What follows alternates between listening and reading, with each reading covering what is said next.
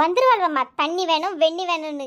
இவளுக்கு மட்டும் வீட்ல பிரியாணி பண்ணிருக்கேன்னு தெரிஞ்சு ஒரு பெருக்க மிஞ்சாத. ஏடி நீ என்னமா தின்னு முடிக்கல? சீக்கிரமா தின்னு. சோறு கொடுத்து நேரம் காணாதம்மா. வசந்தாக்கா வாரமினி. கடவுளே உள்ள வாராளே இப்ப என்ன செய்ய? சீமா இந்த குண்டானுக்குள்ள இருந்து தின்னேனே சத்தம் போட்றாத. வாமினி இங்கே வந்துட்டியோ? அக்கா ஏதோ நல்ல வாசம் அடிக்குதே. அது கிச்சன்ல ஒரே பொருளா கிடக்குவே. அதான் எலி கிளி ஏதாவது செத்து கிடக்கும். அதான் நார்மலா இருக்கும். நல்ல கழுவி விடணும் பாத்துக்க. கடவுளே இவ்வளவு வந்துட்டாளா?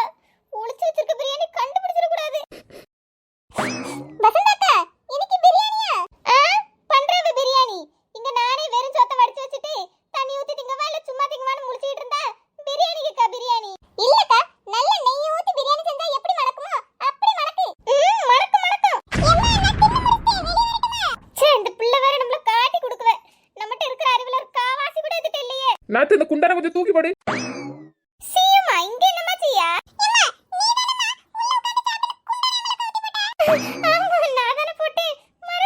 சியுமா என்னமா சாப்பிட்டா? சொல்லாத காத்து பிடிச்சு தூக்கி விடுவேன்.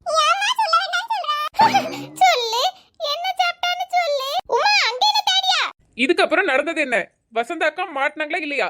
சேனல் நேம் கீழே ஃபுல் வீடியோ டேக் பண்ணிருக்கேன், பார்த்து என்ஜாய் பண்ணுங்க.